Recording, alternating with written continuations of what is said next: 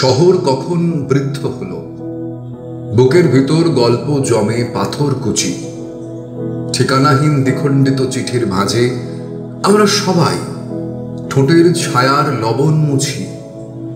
কেউ এগুলো অনেকটা পথ, কেউ থেমে যায় ঘড়ির কাঁটার শব্দ শিখে, মলাট দেওয়া শহুরে এক জলের খাতায় মফস্বলের কথকতার পয়ার লিখে।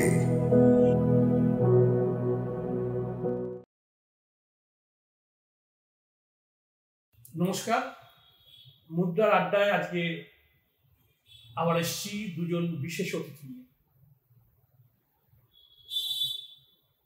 আজকে যাদেরকে আপনাদের সামনে আমি উপস্থিত করছি, আপনার ক্যামেরা থেকে দেখছেন। একজন হচ্ছে ইলা, আমার খুব স্নেহভাজন, এবং ও এখন ইলা মা নামে বেশি পরিচিত। তার বিশেষ কারণও আছে, সেটা শুনবো ওর কাছ থেকে। আর নিতাই মাল, উনি এসছেন, উনি থাকেন মদনপুরে, কিন্তু বিচিত্র জীবনের গতি, নানা দিকে বিচরণ করে উনি মদনপুর স্থিত হয়েছেন।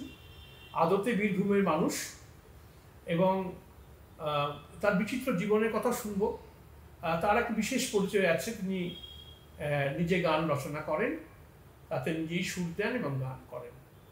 এছাড়াও তিনি যেটা পারেন সেটা হচ্ছে তিনি সমাজের বিভিন্ন শ্রেণীর, নিম্নবর্গের শ্রেণীদের নিয়ে কাজ করেন।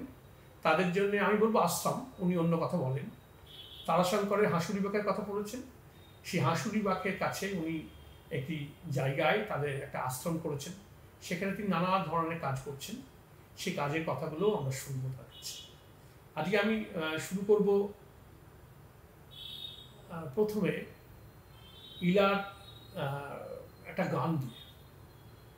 আমরা জানি ইলা অসাধারণ লোকসঙ্গীত করেন, বিভিন্ন ধরনের গানও করেছে ছোটবেলা থেকে, কিন্তু এখন যেটা উনি করেন, উনি অ্যাকচুয়ালি প্রকৃতপক্ষে বাউল সঙ্গ করেন, এবং সারা ভারতবর্ষের বাউলদের সঙ্গে ওর পরিচয়, বিদেশেও গেছেন। আর ওর পেশা কিন্তু যোগচর্চা, এবং তার অজস্র স্টুডেন্ট, এবং তার একটা বড় স্কুল রয়েছে যোগা, দেশি বিদেশের ছাত্ররা আসে। তা আমি একটা ইলা গান দিয়ে আজকে অনুষ্ঠানটা শুরু করতে চাইছি। জয় গুরুদাদা, জয় গুরুদাদা। সবাইকে, দর্শক শ্রোতা সবাইকে আমার প্রণাম। একটা সাইজিক পদ করছি দাদা।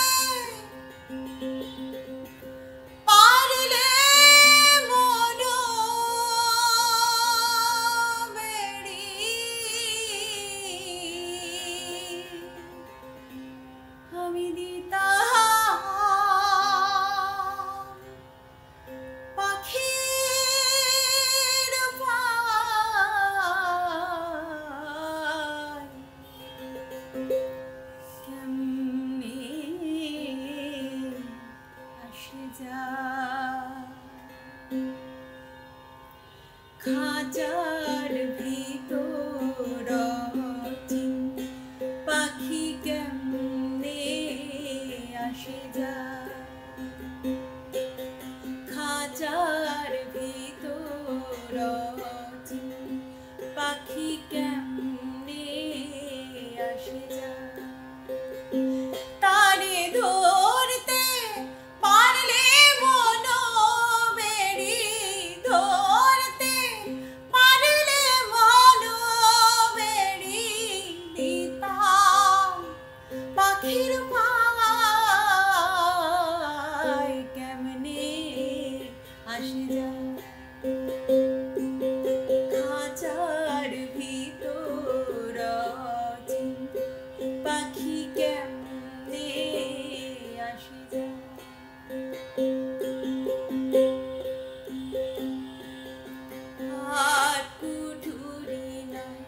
দরজা আটা মধ্যে মধ্যে ঝলকা কাটা আর কুঠুরি নয় দরজা আটা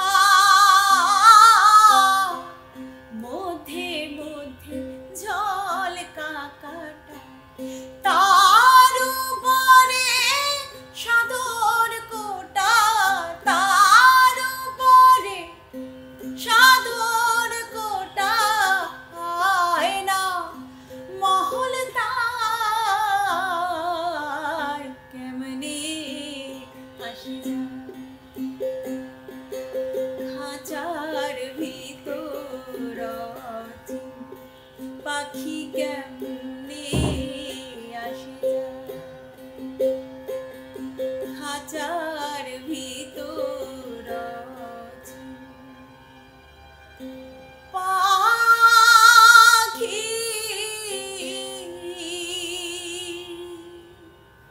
কেমনে আসে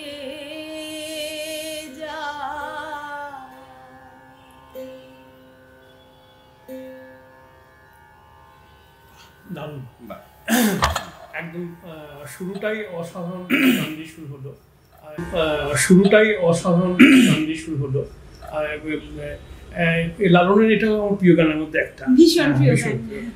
আর যাই হোক আমি একটা কথা আমি যেটা বলতে চাইছি সেটা হচ্ছে যে আমার কাছে উপস্থিত আছেন ইলা এবং নিতাই বাবু, এদের দুজনের পদবী হচ্ছে ইলা শিকারী আর নিতাই মা।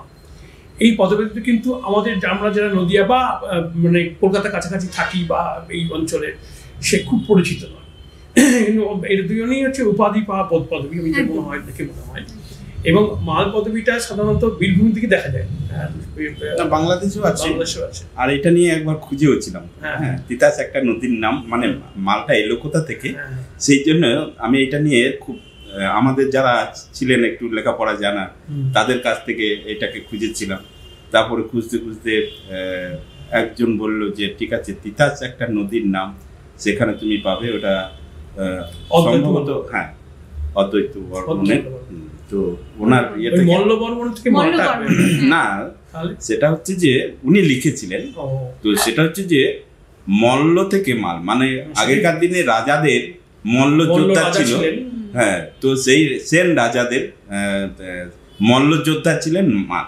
এবার মল্ল থেকে মাল এসেছে এবং পরবর্তীকালে রাজা চলে যায় যখন, তখন হচ্ছে জমিদার আসে, জমিদারদের ছিলেন লেটেল ছিলেন। তারপরে জমিদার যখন চলে যায় তখন এবার তারা বেকার হয়ে গেল, তখন এবার মাছ ধরা জমিতে চাষ করা এই তাদের আর কি পেশা হয়ে উঠলো আর কি। সেই জন্য যারা লাঠি ছেড়ে হাল ধরতো, হ্যাঁ হাল বলতে যে তখন তাদের তো জমিও সেই অর্থে ছিল না, সেই জন্য তারা নানা রকম ভাবে তাদেরকে তো ব্যবহার করা হতো। মল্ল যোদ্ধা মানে হচ্ছে যে এমন একটা মানুষ, মানে সম্মানিত নয়, মানে একজন মানে তাকে রক্ষাকর্তা হিসাবে যা যা তার সম্মান থাকে আর কি সেরকম ভাবে। এবার তারপরে যখন তারা ওখান থেকে চলে আসার পর থেকে তো আর তাদের জমিও নেই, কিছু নেই, তখন এবার কি হয় মাছ, কেউ মাছ ধরা থেকে শুরু করে বিভিন্ন সেই কাজের নিয়োগ হলো, আবার হচ্ছে যে চাষবাস শুরু করা এই ভাবি আর কি। রায়বেশিও শুনেছি এরকম ভাবে তারা, হ্যাঁ মানে তখন এই রায়বেশি, এটা বীরভূমের রায়বেশিটা পাওয়া যায় বিখ্যাত। মুর্শিদাবাদ আমার মামার বাড়ি, আর বীরভূম হচ্ছে যে আমার বাড়ি, মানে একই মাঠে চাষ হয় আমাদের যেখানে বাড়ি আছে আর কি। যাই হোক আমি এই শিকারী এটাও একটা, যেটা ওই তুমি বলছো তোমাদের অরিজিনাল বাড়ি দক্ষিণ চব্বিশ পরগনা কুলপি থানা কানকিপের একটু আগে, ওইখানে এইটা তুমি কিছু শোনোনি? শিকারী আমি জানি, আমার বাবার কাছে আমি শুনেছি। বাবারা বোধহয় সম্ভবত 8 পুরুষ কি 7 পুরুষ আগে হুগলি জেলার মানুষ ছিলেন, তো কোনো কারণবশত তারা দক্ষিণবঙ্গে চলে যান। এবং আমাদের এখন যেখানে বাড়ি সেটা আমি আমার ছোটবেলাতেও দেখেছি, ভয়ঙ্কর জঙ্গল ছিল এবং ওটা সুন্দরবনেরই একটা অংশ। এবং ওই খাঁড়ি, তারপরে ওখান দিয়ে মানে একদম বিল, সরু সরু জলাধার, মানে এমনভাবে কি যেই না জোয়ার আসে সমস্ত খাল বিল নদী নালা ভরে যায়, যেই ভাটা হয় সব চলে যায়, মাছগুলো থেকে যায়। মানে ওখানকার ম্যাক্সিমাম মানুষই মৎস্যজীবী প্রায়। আর ওখানকার জমিরও বৈশিষ্ট্য আছে যে ওটা বছরে একবার চাষ হয় ধান, ওপরে ধান চাষ হয়, নিচে মাছ চাষ হয়, একই জমিতে। আচ্ছা, বছরে একবারই ধান হয়, ওপরে ধান চাষ, নিচে মাছ চাষ, এরকম ভাবেই হয় দিকের সিস্টেমটা। তো ওই যখন ওইখানে আমার ঠাকুরদাদের বাবারা যখন প্রথম গেছেন, তখন গিয়ে সমস্ত জঙ্গল টঙ্গল সাফ টাফ করে, অনেক বাঘ টাঘ শিকার টিকার করে মানে নিজেদের বসতি স্থাপন করে, তখন ইংরেজরা শিকারি টাইটেল দেয়। হ্যাঁ, সেই থেকে আমার একটা ধারণা ছিল যে 12 মেয়েদের সময় বোধহয় এদের একটা কোনো বিয়ে ছিল শিকারি, না না, ওইভাবেই শিকারি টাইটেল পাওয়া। হ্যাঁ, এবং সেটা আমাদের পুরো গ্রামটাই শিকারি টাইটেল আছে। কেউ কেউ আবার শিকারিও বলে, হ্যাঁ শিকারিও বলে, আবার শিকারিও বলে, কিন্তু মূলত ওই বাঘ শিকার বা ওইখানকার ইয়েতে, হ্যাঁ মানে শিকদারটা আলাদা, শিকদার একদমই আলাদা, শিকারির সঙ্গে শিকদারের কোনো মিল নেই। আমি আরেকটা কথা বলছি, তুমি এই যে তোমার যে জীবনযাত্রা, সেখানে তুমি মা হয়ে ইলা মা হয়ে উঠলে কি করে? আমার ইলা মা হওয়ার একটা কারণ হচ্ছে যে যারা বাউল সঙ্গ করে বা বিভিন্ন আখড়ায় থাকেন, আশ্রমে থাকেন, তাদেরকে বেশিরভাগই খ্যাপা, খেপি এরকম বলা হয়। তো আবার কাউকে দাসী, অমুক দাস বাউল, তুমুক দাসী, তমুক ফকিরানি, হ্যাঁ তমুক বাউলানি। এই যে দাসী, দাস, বাউল, বাউলানি বা খ্যাপা, খেপি, আমি দেখলাম যখন আমি এই সাধু সঙ্গ বা এই বাউল সঙ্গটা খুব ঘনিষ্ঠভাবে বিভিন্ন আশ্রমে আখড়ায় গিয়ে করলাম, বা সেই মানুষগুলো আমাকে খুব ভালোভাবে নিলেন, আমিও তাদেরকে খুব শ্রদ্ধা করি বা ভালোবাসি, তখন আমাকে কেউ কখনো ভুলেও দাসী বা খেপি বা এই ধরনের কিছু বলেনি। আমি যে যে আশ্রমে গেছি সব জায়গাতেই ইলামা। হ্যাঁ, মানে এটা আমার গুরুজি কুলাবধূত সৎপুরানন্দাজি, উনিও আমাকে ইলামা বলেন। সাধন দাস বৈরাগ উনি নেই, গত বছর চলে গেছেন, উনিও কিন্তু আমাকে ইলামা, এবং ওনার আশ্রমের সবাই ইলামা বলেই জানে। সেই করে করে পুরো বাউল জগতেই আমাকে ইলামা বলে পরিচিত। কিন্তু আমি কোথাও এমন নয় যে আমি টাইটেলটাকে লুকাই বা আমি নিজেকে কোনো জায়গায় যে ইলামা আমার টাইটেল নেই, বা আমি নিজেকে বলি আমার নাম ইলামা, এরকম কিন্তু আমি বলি না। সবাই ডাকতে ডাকতে ইলামা হয়ে গেছে। হ্যাঁ হ্যাঁ, আর সেটা খুব শ্রদ্ধার সঙ্গে, ভালোবাসার সঙ্গে। সেটা আসি, আপনি যেটা করেন তার বিচিত্র জীবনের কথা আমি একটু আগে শুনছিলাম, কিন্তু আপনার একটা বিষয় আছে, আপনি গান লেখেন ছোটবেলা থেকে, কবিতা লিখতেন, তারপরে গান লেখার একটা ইয়ে এলো। গান লিখবে, গানটা লিখে যে গানটা নিয়ে থাকবেন সেরকম কিছু না, একটা শখে মাঝে মাঝে ইচ্ছে হলো, যেমন আবেগটা এলো তখন গান লেখেন, শুরু করেন। তো এই কোনো গান এখন করার মতো আপনার এখন মনে হচ্ছে? সেটা একটা গান দিয়ে আপনাকে আরো দর্শকের কাছে পরিচয় করাতে চাই। মানে গানটা আমার কাছে এরকমই, যেহেতু নিজেই এমন একটা হয় যে আজকে আমার মনে হলো যে আজকে বসে বসে সারাদিন আজকে কোনো কাজ নেই, গানটা লিখবো, এরকমটা হয় না। হয়তো বাজারে যাচ্ছি, মানে যেমন হচ্ছে যে কোনো প্রসব, কোনো নারী যখন প্রসব বেদনা হয় বা সন্তান প্রসব করবে, তখন কিন্তু সে নিজেও জানে না কখন কোন সময়ে তার প্রসব বেদনা উঠবে। এটাও ঠিক তাই আর কি, যে গানের ক্ষেত্রেও তাই, যে কখন আমার হয়তো কাজ করতে করতে আমি যখন ঘি বানাই, তখন ওই ঘিয়ের ইয়েতেই একটা জানলার কাছে একটা কাগজ আর কলম রেখে দিই, মানে ওই সময়ে তখন এবার মাথা থেকে বেরোলে তো সেই সময়ই আর কি, তা না হলে হবে না। তো যাই হোক, আমি একটা গান শোনাবো, বিচিত্র রকমের গান, মানে আমার এটা থেকে মানে যখন যেটাকে মনে হয়েছে যে এই সংগঠনের জন্য, এই মানুষের জন্য, এই একা থাকার জন্য, এই পৃথিবীর জন্য, এই প্রকৃতির জন্য, বিভিন্ন রকমের যখন যেটা মনে হয়েছে ভাবনা থেকে যেটা এসেছে সেইটাকেই তুলে ধরেছি।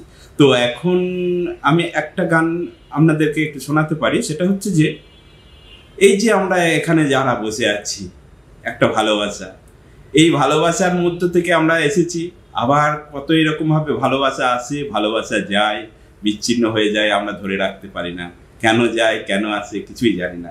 তো সেইরকমভাবে একটা গান আর কি একটা ছোট। তবে আমার নিজের গান অন্যদেরকে যখন তোলায় বা শেখায়, আমাদের ওই হাসুলি কৃষি পাঠশালাতে বাচ্চাদের, তারা শিখে যায়, দিয়ে যখন এবার একসঙ্গে গাইতে বসে আমি ভুল ভাল বেশি বলি, কারণ হচ্ছে যে তারা ঠিক বলে শিখে গিয়ে আর আমি ভুল করি আর কি। সেই জন্যে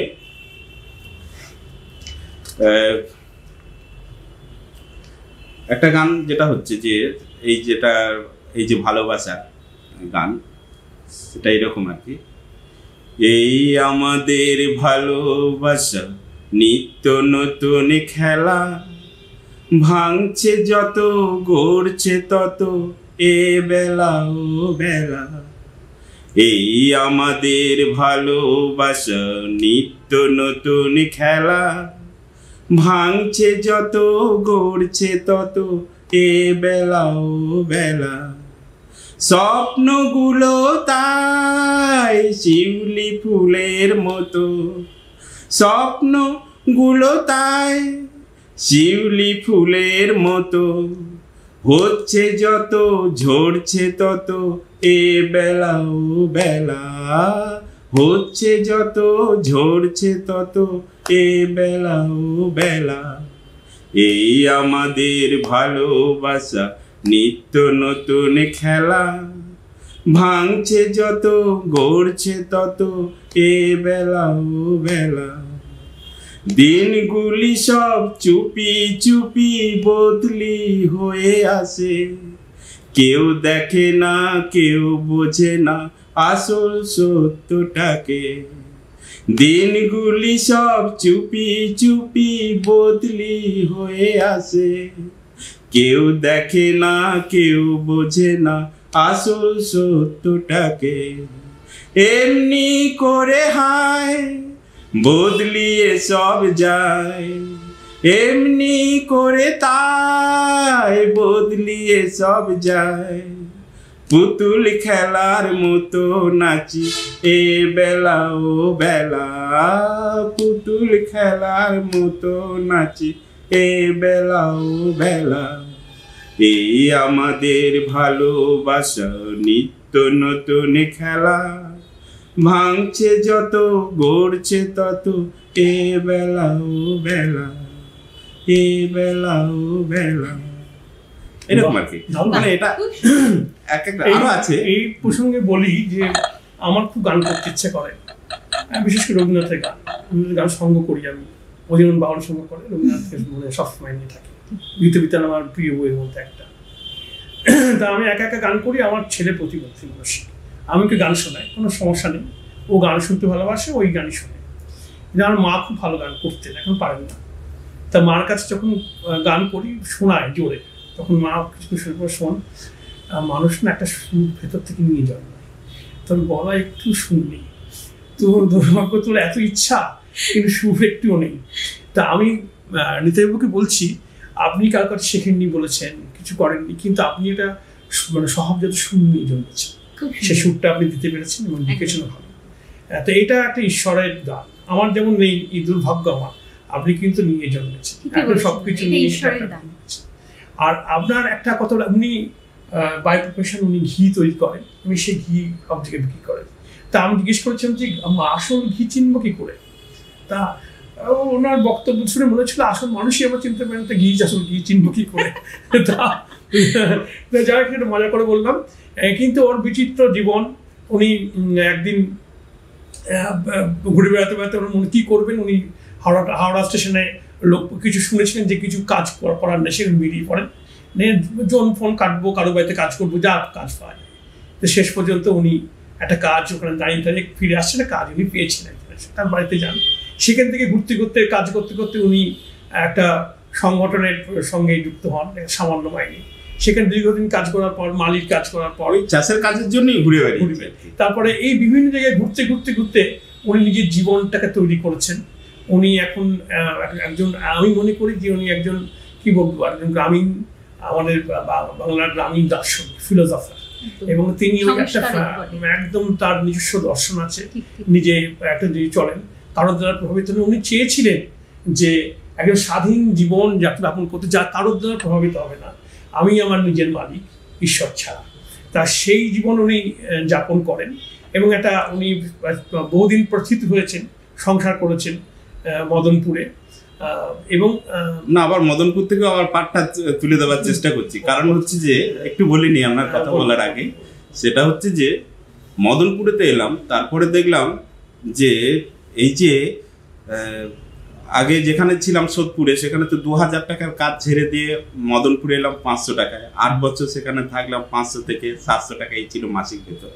তো আমার মাথাতে ঢুকেছিল একসময় তো বিভিন্ন রকম ভাবে, মানে সে একটা কথা আছে আমি প্রায়ই বলে থাকি যে বুঝি না কিছু, ছাড়ি না পিছু, মানে সব রকম ভাবেই সব জায়গাতেই ঘুরে বেড়াতাম আর কি। তো তখন আমার মনে হলো যে ওখানে গিয়ে মানুষে গিয়ে ওখানে গান লিখবো, কবিতা লিখবো, পাখি দেখবো, আকাশ দেখবো, আর ওখানে যারা সামাজিক কাজকর্ম করে তাদের সান্নিধ্যে থাকবো। 2 বছর পরে, 1.5 বছর কি 2 বছর পরে সেইটা আবার বদলিয়ে গেল। তারপরে মনে হলো যে এবার ওই পারতাম করতাম এইগুলোর কোনো যুক্তি হয় না, যে হ্যাঁ আমি পারলে অনেক কিছু করতে পারতাম, আমি পারলে এইটা করতে পারতাম। বেঁচে থাকার জন্য খাদ্য, বস্ত্র, বাসস্থান এইটা লাগে। তারপরেও আবার দেখলাম পরবর্তীকালে যে আমার তো প্রচুর, তাহলে পাই তো আমি তো 500 টাকা, তাহলে এবার কি করে আমি কি করব, যে একটা আমার ঘরের দরকার। তখন আমি অনেক ভাবনা চিন্তা করে দেখলাম যে দেখি না যে আমার তো অনেক বন্ধু বান্ধব আছে, প্রচুর সব রকমেরই বন্ধু আছে, ভিখিরি থেকে শুরু করে ডাক্তার প্রফেসর থেকে শুরু করে সমস্ত রকমভাবেই আছে। তো তাদেরকে আমার সমস্যার কথা বলি। তো যাই হোক, একজন সে আমার মতোই পাগল আর কি, পায় আমি তখন 500-700 টাকা, আর তাকে বলাতে বিষয়টাকে যে এই ভাবছি এইরকম করার, সোদপুরে মিউনিসিপ্যালিটিতে সে তখন চাকরি করতো। তো তখন বললো যে ঠিক আছে, আমি তো 50,000 টাকা দিচ্ছি, তুই নিয়ে চলে যা, দিয়ে এখানে জায়গাটাকে কেন, পারলে বড় যদি হয় তাহলে আমিও কিনবো, থাকবো ওখানে। তো সেও বোকার, আমি বোকা এই কারণে, সে আমাকে চেনে না, জানে না, আর আমি পাই হচ্ছে 700 টাকা, আর সে আমাকে ব্যাংকে থেকে একদম টাকাটা তুলে পকেটে ভরে দিয়ে পাঠিয়ে দিল। এবার হচ্ছে যে মাসে মাসে আমাকে 1400 টাকা করে দিলে 48 মাসে শেষ হবে, কিন্তু আজ 700 টাকা কোথায় পাবো? তখন এবার সেও, তাহলে আমি জানি না, মানে তো 2-1 মাস নয়, 4 বছর ধরে আমাকে দিতে হবে ঋণটাকে। যাই হোক, এই করে মোটামুটি সেটাতে উতরে গেলাম। মারোয়ারিকে বললাম একজনকে, তো বললাম যে কি করলে কি হয়, ব্যবসা করলে মারোয়ারিকে একটু জিজ্ঞাসা করি। তো তখন সে বললো যে ঠিক আছে, তুমি আমাদেরকে ভালো খাঁটি ঘি দাও। খাঁটি ঘি তো দেবো, কিন্তু আমার পুঁজি নাই। ঠিক আছে, তোমাকে পুঁজি দেওয়া হবে। সেই যে ঘি এর ব্যবসা ধরলাম। তারপরে এইবার এলাম যে সবই তো হলো, ব্যবসাটাও চলতে লাগলো, লোনও শোধ হয়ে গেল। তারপর দেখলাম যে এখন ঘিয়ের আবার হচ্ছে মানুষের, এই দুটো থেকে আমি তখন মানুষকে বললাম যে আমি ফ্রি সার্ভিস দেবো, টাকা নেবো না, যখন সময় পাবো, আর আমি বাকি সময়টা নেব। দিয়ে একটা মানুষ হচ্ছে একটা সংগঠন, হ্যাঁ, মানসিক রোগীদের দেখাশোনা করা হয়, রিহ্যাব করা হয়। হ্যাঁ, তো সেইখান থেকে এইবার ভাবলাম যে তার আগে তখন এবার ঘুরতে যেতাম কোথায়, যে আমাদের মরিচঝাপি, সেখানে বন্ধুরা নিয়ে যাচ্ছে, একজন দিল্লি থেকে এলো, কেউ একজন বোম্বে থেকে এলো, তারা একসঙ্গে সব থাকলো, এক ইয়ে থেকে রুমে থাকলো, আলাদা আলাদা ঘরে থাকছে, যার ইয়ে থেকে সবই বুঝতে পারছি। তার মানে এই জীবনটা তো আমার মতো তো ইয়ে থেকে হবে না, মানসিকতায় বা এরকম জায়গাতে। তো তারা সব ছেলে মেয়েরা ওই আর কি টুগেদার করার মতন যে জায়গায়, যে ইয়ে থেকে। তো দেখলাম যে আমাকে যদি করতে হয় তাহলে বিয়ে করতে হবে। এবার বাড়ি তো একটা হলো, ব্যবসাও হলো, তখন আবার বিয়ে আবার কেমন, কিরকম মেয়ে বিয়ে করবো? দিয়ে দেখলাম যে এমন মেয়ে বিয়ে করবো যে যার চাল চুলে কেউ নেই বা এরকম ভাবে আর কি। তো সেই রকম দেখে করবো, যদি লেগে গেল তো ভালো, লটারি টিকিটের মতো, মানে থেকে গেল তো গেল, না হলে আবার আমি যেমন ভবঘুরে ছিলাম সেরকমই ভবঘুরে হয়ে যাবো। তো এইটা ঠিক করে তারপরেই একটা, এই যে পিরা বলে একটা সংস্থা আছে, সেখানে এই কৃষিকাজ হতো তখন, মানে 10 বিঘা জমি ছিল। সেই 10 বিঘা জমিতে মেয়েরা, যাদের বাপের বাড়ি শ্বশুর বাড়ি ঠাঁই হতো না, তারা কোথায় যাবে? তাদের তো আত্মহত্যা, মানে গলায় দড়ি দেওয়া, বিষ খাওয়া ছাড়া আর তো কোনো জায়গায় ঠাঁই নেই। তো তাদের কথা ভেবে এক ভদ্রলোক একটা সংস্থা করেছিলেন, সেই সংস্থার নাম হচ্ছে পিরা। তো সেখানে আমি যেতাম ওই বছরে 1-2 বার করে, সেখানে যে অনুষ্ঠান হতো, উৎসব হতো, সেই উৎসবে। তো সেখানে মেয়েরাই থাকতো আর কি, 35 থেকে 40 জন।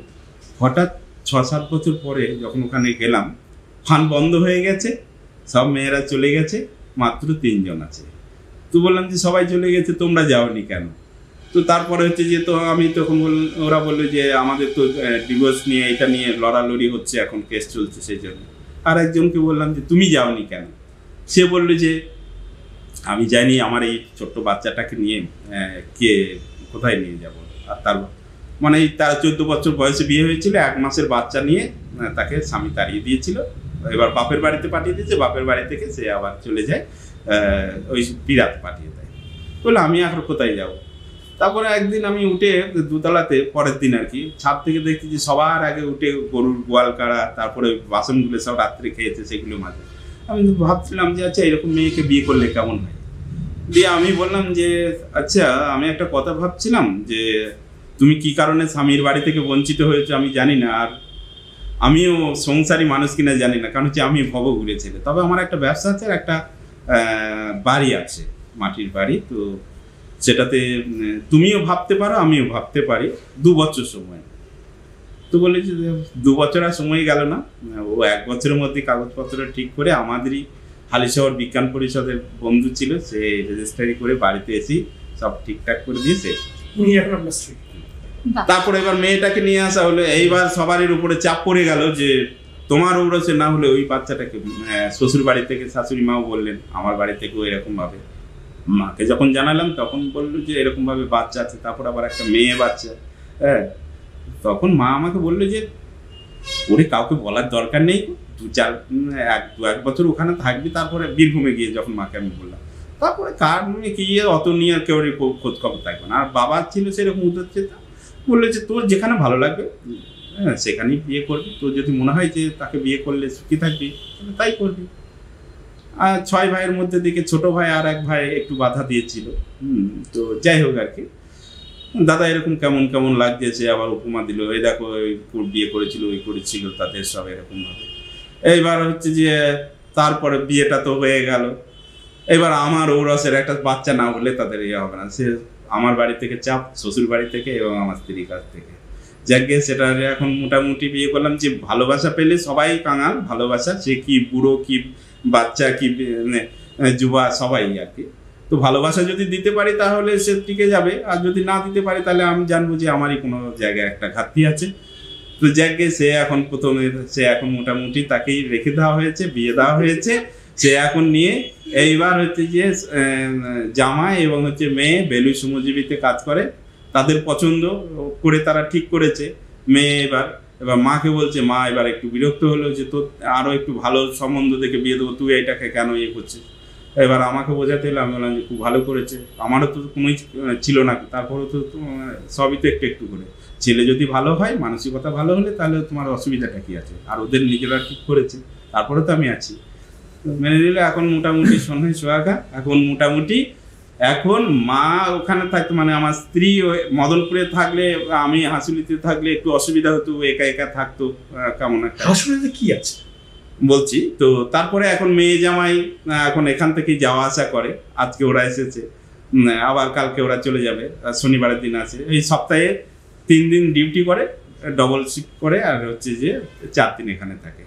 এইবার আমার সুযোগ হয়ে গেল এই হাসুলি, যেটা কৃষি পাঠশালা, ওইখানটা থেকে। কারণ হচ্ছে যে ব্যবসা করলে আমার মদনপুর ভালো, ঘিয়ের ব্যবসা করলে এখানে সব মারারি পড়তে আছে, আর যদি জীবনে কাজ করতে যাই তাহলে আমার হাসুলি ভালো, ভাগ করে নিয়েছি।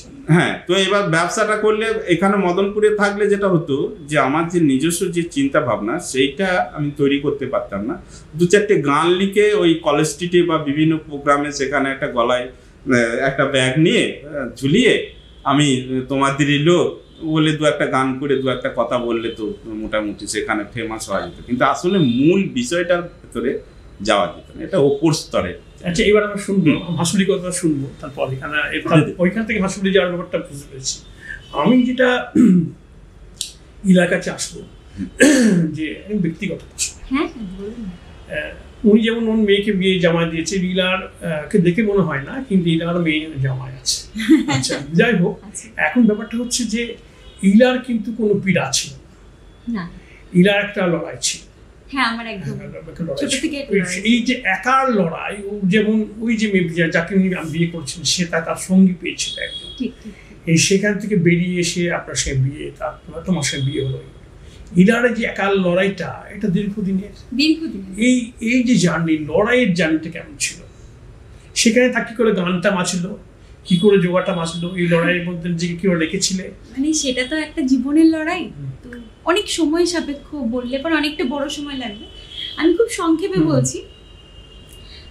ছোট থেকেই আমি খুব মানে গান বাজনা ভালোবাসতাম, এবং পরিবার থেকেই শেখা। আমার বাড়িতেই আমার কাকা জ্যাঠা এরা সবাই বাউল গান করতেন, লালন গীতি করতেন, মহাজনী পদ করতেন।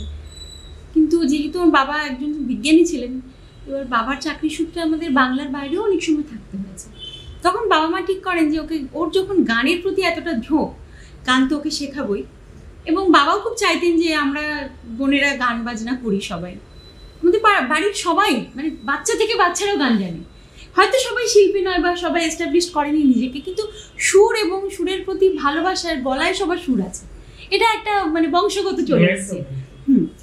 তো সেই জায়গা থেকে আমরা বাইরে যেহেতু থাকতাম, তো কখনো ক্লাসিক্যাল বড় ওস্তাদের কাছে শিখেছি, বহরমপুরে এসে ওস্তাদ আবু দাউদ খানের কাছে শিখেছি, পরে রাজেন হাজারির কাছে শিখেছি। ওনারা সবাই বড় পণ্ডিত মানুষ, কিন্তু ভেতরে কোথাও একটা লোকসঙ্গীত আমার থাকতোই। মানে কেউ যদি এই যেমন গান গাইতে কেউ বললেন, প্রথমেই একটা লোকগান চলে আসে। আমি সব গান গাইতে পারি, কিন্তু আমার ভেতর থেকে আসে ওই গানটা, মানে ডুবে যায় আর কি ওইটা গাইতে গিয়ে। এবার সেইভাবেই গানটা শুরু করলাম। পড়াশোনাতেও খুব ভালো ছিলাম। বিহার থেকে এসে বহরমপুরে পড়াশোনা, স্কুল বাংলা মিডিয়াম। আমার এই বয়সে আমার সব মিডিয়াম পড়া হয়ে গেছে, মানে বাংলা, ইংলিশ, হিন্দি পড়ে। তারপরে মাধ্যমিক পাশের পরে আত্মীয়র মধ্যে দেখাশোনা করে বিয়ে হলো। 3 বোন আমরা। এবং যেহেতু বাবা একদম দেশের বাড়ি ডায়মন্ড হারবার, বাবা থাকতেন বহরমপুর, মানে সম্পূর্ণ বাবার উপরেই আমরা ডিপেন্ড করতাম, নির্ভরশীল। মা বাবাও ভাবতেন যে 3টে মেয়ে, বড় মেয়েটার বিয়ে হয়ে যাক, ছোটো বোনেদের এডুকেশন ঠিক হবে। আরও কিছু কুসংস্কার আমার মায়ের বাবার মধ্যে ছিল। মানে বিজ্ঞানী ছিলেন, কিন্তু পাশাপাশি কিছু, যে কেউ একজন বলেছিল যে আপনার মেয়েকে 18-এর আগে বিয়ে দেবেন, না হলে খুব একটা বড় ফাঁড়া হবে। এইটা কিন্তু সন্তানের সঙ্গে ওই নিজের কাজ করে না, তখন এই ভয়টাই কাজ করে। ভয়টা এত বেশি ঢুকে গেছিল, গভীরে ঢুকে গেছিল, যে তো এমন ভাবে কুসংস্কারটা বাবা মায়ের মনে গেঁথে গেছিল, তখন তারা দেখে শুনে বিয়ে থাকেন। তো বিয়ের আগে ব্যাপারটা এরকম ছিল যে হ্যাঁ গান করবে, পড়াশোনা করবে। তখন আমি অলরেডি রেডিওতে গান করি, মানে 88-89 থেকে রেডিওতে গান করি। এবং গান নিয়ে আমি, মানে আমাকে ছোটবেলা থেকে কেউ যদি বলতো ভবিষ্যতে কি হবি, তোর জীবনের লক্ষ্য কি, এটা বাচ্চাদের আমরা বলি না, এই বড় হয়ে কি হবি, সব বাচ্চাদের বলে আমি ডাক্তার, ইঞ্জিনিয়ার হব। আমার বাবা একজন বিজ্ঞানী ছিলেন, আমি বলতেই পারতাম আমি বিজ্ঞানী হব, কোনোদিনও ভুলে আমি এটা বলিনি। মানে আমি জানি ছোট থেকে লক্ষ্যই ছিল আমি একজন শিল্পী হব। মানে 5-6-এ পরীক্ষা বলতো তোর এম কি জীবনে, আমি একজন বড় শিল্পী হব। কেউ বলতো কি করবি বড় হয়ে, আমি একজন বড় শিল্পী হব। আমি জানতামই আমি শিল্পী হব, এরকম একটা ব্যাপার ছিল আমার মধ্যে। এবং আমার গানটাও ভীষণ অ্যাট্রাক্ট করতো মানুষকে। হ্যাঁ, ছোটবেলায় এগুলো বুঝতাম না, এখন যখন ভাবি বুঝতে পারি সেগুলো। তো খুব বড় বড় মানুষের সান্নিধ্যে এসেছি, বড় বড় প্রোগ্রামও করেছি। বিয়ের পর কৃষ্ণনগরে এসে যেন সবকিছু বন্ধ হয়ে গেল। আমি চিনি না কাউকে, একদম নতুন পরিবেশ। যদিও আমার জন্ম কৃষ্ণনগরে, কিন্তু আমার বড় হওয়া তো এখানে নয়, ফলে আমার চেনাশোনা কেউ নেই। আর আমার যে বাড়িতে বিয়ে হয়েছে সেখানেও গানের কেউ নেই, না পড়াশোনার কেউ আছে, না গানের কেউ আছে। আমি না মানে একদম মানে বিচ্ছিন্ন হয়ে আসলাম, যেখানে আমার জগতের কিছুই নেই। রান্না বান্না, কাজকর্ম, সংসার, ঠিক আছে, আমি সেটাও জানতাম না কিচ্ছু। আমি চা করা ছাড়া কোনো কাজ জানতাম না। কিন্তু নিজেকে সম্পূর্ণ তৈরি করলাম যে একটা মানে টিপিক্যাল বাঙালি হাউসওয়াইফ হতে হলে কী কী শিখতে হয়, কোন কোন জিনিস জানতে হয়। শাড়ি পরতে জানতাম না, সাজতে জানতাম না, কিচ্ছু জানতাম না। মানে একদম একটা স্পোর্টসম্যান টাইপ, মানে টম্বয় টাইপ ভাবছিল আমার আর কি। হ্যাঁ, যাই হোক, আমি বুঝতে পারছি না বোঝাতে পারছি কিনা। তো বিয়ে হলো। বিয়ে হওয়ার পর আমি আমার জীবনটা শুরু করলাম যে নিজেকে একটা সংসারী তৈরি করার জন্য। বেশ নিজেকে তৈরি করে রান্না বান্না, কাজকর্ম, এভরিথিং শিখে গেলাম। খুব ভালো রান্না করতে পারি আমি, এবং আমার শাশুড়ির কাছে এই হাতে ধরে শেখা আর কি। কিন্তু কোথাও যেন মনে হতো আমি খুব কষ্টে আছি, আমি ঠিক মানে ভালো নেই। কারণ আমার ভীষণ খিদে পড়াশোনা করার, ভীষণ খিদে গানটাকে নিয়ে এগোনো, সব বন্ধ হয়ে আছে। শুরু করলাম এখান থেকে আবার গান শেখা, মানে গান প্রোগ্রাম করা, চর্চা করা। আয়ুষী তখন ছোট্ট কোলে আর কি, 2-3 মাস। আপনাদের একটা প্রোগ্রামও করেছিলাম, ছোট্ট আয়ুষী কোলে। হ্যাঁ, তখন এই 7-8 মাসের বাচ্চাও। শুরু করলাম গান করা। কিন্তু আমি গান করতে গিয়ে প্রথমেই ধাক্কা খেলাম যে জায়গাটা, আমার খুব কষ্ট হয়েছিল। এখানে সাধারণত ছোট ছোট প্রোগ্রাম যেগুলো মেলা, খেলা, ঘাট যেগুলোতে হয়, সেখানে বাউল শিল্পী মানে কোনো মহাজনী পদ গাইবে, লালন গীতি গাইবে, আর তার গানটা মন দিয়ে শুনবো তা নয়, গানটা দেখবো। মানে যে শিল্পী গাইবে তাকে সুন্দর হতে হবে, নচেত তাকে খুব সাজতে হবে, একটা বেশ নাচ টাচ করে একটা কিছু করতে হবে। এই জায়গাটা আমি গিয়ে ধাক্কা খেলাম, যেটা আমার সঙ্গে যাচ্ছে না। গানটা আমার কাছে ছিল সাধনা, কিন্তু এখানে হচ্ছে গানটা শোনা নয়, দেখা। গানের কথাগুলো বোঝার চেষ্টা কেউ করছে না। সেই মেয়েটিকে কত সুন্দর দেখতে লাগছে, তার অঙ্গভঙ্গি কি, এটা যেন মানুষকে টানছে। মেলার গানগুলো এরকম মনে হতো। বাড়িতে এসে অশান্তি, গান বন্ধ হয়ে গেল, পুরোপুরি গান বন্ধ। কিন্তু আমি রেয়াজ বন্ধ করিনি, যাতে কারো ডিস্টার্ব না হয়। আমি ওই দরজার তলায় কাপড় গুজে গুজে রেয়াজ করতাম। রেয়াজটা আমি দিনে প্রায় 4-5 ঘন্টা করতাম। সংসারে সংসারে সব কাজ করার পর আমি রেয়াজটা দিনে 3-4 ঘন্টা 4-5 ঘন্টা করতাম। শুধু ভাবতাম যে আমার এখন শ্বশুরবাড়ি থেকে যে কথাটা বলেছে, বাচ্চা ছোট অবস্থায় তুমি এইসব কিছু করো না, বাচ্চা বড় হলে মানুষ করার পর তুমি করো। ওয়েট করেছি। বাচ্চা যখন উচ্চ মাধ্যমিক পরীক্ষা দিয়েছে তখন আমি আবার নতুন করে বাইরে বেরিয়ে গানটা স্টার্ট করলাম 2012 সালে। তার আগে করেছি খুব সামান্য, বছরে 1-2 প্রোগ্রাম করতাম, কিন্তু মেয়ে বড় হওয়া অবধি আমি কন্টিনিউ রেয়াজ করে গেছি যে আমি এটাকে নিয়ে বড় কিছু করব। 2012 সালেই বিদেশ, মানে শুরু করেই টিভি প্রোগ্রাম শুরু করেই বিদেশ। কারণ ওই যে ভিতরে আগুনটা জ্বলেছিল ওটা আমি নিভতে দিইনি। আর তখন আমাকে তারপরে গানের চর্চাটার মধ্যে সবটা আপনারা জানেন যে একদম পুরো সমস্ত চ্যানেল সমস্ত জায়গাতে তুমি পেশাদার একজন যোগা টিচার হলো কি করে? এইবার হচ্ছে এটা আলাদা গল্প। আমার 3টে সেপারেট গল্প, পড়াশোনা, যোগা এবং গান। এবার যোগাটা হচ্ছে আমি যখন আয়ুষী হলো তখন বুঝলাম যে পয়সার খুব প্রয়োজন। মানে মাটিতে পা রেখে কথা বলতে হলে তোমার পায়ের তলায় মাটি শক্ত দরকার, আর সেটা একমাত্র পয়সা। এটাকে সব মেয়েদেরকে তুমি মেসেজটা দিতে চাও? একদম একদম। আমি সবসময় ক্লাসে বলি যে প্রথম কথা খুব সৎ হবে, এবং দ্বিতীয় কথা হচ্ছে নিজের প্রতি কনফিডেন্ট থাকবে, আত্মবিশ্বাসী হতে হবে, তারপরে তোমাকে সৎভাবে ইনকাম করতে হবে। এই 3টে না হলে পরে আমি ভালো বললে হবে না, দুনিয়া যখন ভালো বলবে তখন আমি ভালো। তাহলে দুনিয়া কখন বলবে যে আমার পায়ের তলে মাটি শক্ত থাকলে দুনিয়া আমি যেটা বলবো সেটাই বলবে। ভালো বলেছো একদম। এইটা আমি বুঝেছি হাড়ে হাড়ে। মানে খুব ইনোসেন্ট এবং বোকা মানুষ ছিলাম আমি। এখন যে খুব ধূর্ত তা বলবো না, তবে আমি জীবন থেকে প্রচুর শিখেছি। তখন আমি আয়ুষী যখন 1995-এ হয়েছে, আমি 1995-এর ডিসেম্বর থেকে আমার সিদ্ধা স্কুল স্টার্ট করেছি। একটা স্টুডেন্ট নিয়ে 30 টাকা মায়না ছিল, সেই স্টুডেন্ট নিয়ে আমি ক্লাস স্টার্ট করেছি। আজকে 2024, আমার স্টুডেন্টসের সংখ্যা প্রায় 300 এবং শিখে বেরিয়ে গেছে 10,000-এর বেশি। সারা পৃথিবীতে আমার ছাত্রী আছে এবং এখন ছাত্রও আছে। হ্যাঁ, আর এখন আমার সেই ফিজটা বেড়ে হয়েছে 530 টাকার ফিজ। এখন অনেক বড় ইনকাম, বড় স্টুডিও করেছি। এটা এখন কি এই জীবনটা তুমি স্যাটিসফাইড? একদম খুব স্যাটিসফাইড। আমি মানুষের জন্য কিছু করতে ছোট থেকেই চেয়েছিলাম। এটা একদম প্রত্যক্ষ মানুষের সঙ্গে। তোমার দাম্পত্য থেকে বেরিয়ে এসেছো, একদম নিজের তোমার মেয়েকে তোমার কাছে রেখেছো, হ্যাঁ, তাকে বিয়ে দিয়েছো। এখন তুমি একটা ভরে আছো তোমার জীবনকে, এখন জীবনের সেরা সময়টা কাটাচ্ছো এখন। একদম। আমি তো মনে করি আমার জীবনে একটা খুব, মানে কোভিড সবার জীবনে খুব অভিশাপ হয়েছিল, কিন্তু কোভিড আমার জীবনে আশীর্বাদ হয়েছিল, কারণ আমি নিজেকে খুব ভালো করে চিনলাম। আমি তাহলে এই যে তুমি বিয়ে করলে, আমি একটা এই বাউলঙ্গের গান ছাড়া তুমি তো অন্য রকম গান করেছো। হ্যাঁ, তোমার কোনো প্রিয় একটা গান করো? আমি আসলে খুব ছোট থেকেই না, মানে জানি না কেন খুব ডিভোশনাল সঙের প্রতি অ্যাট্রাক্ট হই। তো সেই থেকেই আমি রেডিওতে 2টো গান গাইতাম, ভজন এবং লোকসঙ্গীত। তা আমি একটা ভজন শোনাবো দাদা।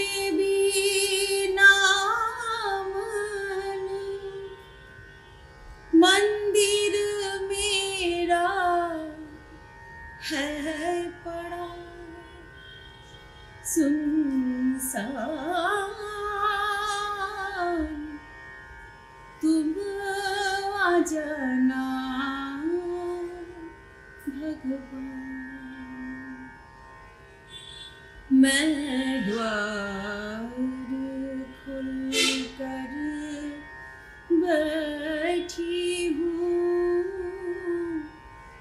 तुम आ जाना भगवान। तेरे बिना मंदिर मेरा, तेरे बिना मंदिर मेरा है पड़ा सुनसान,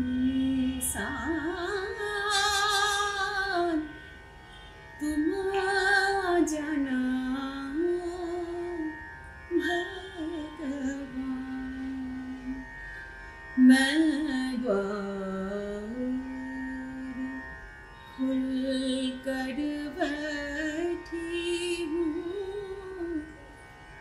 तुम आ जाना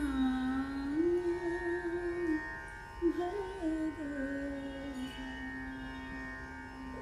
वाह।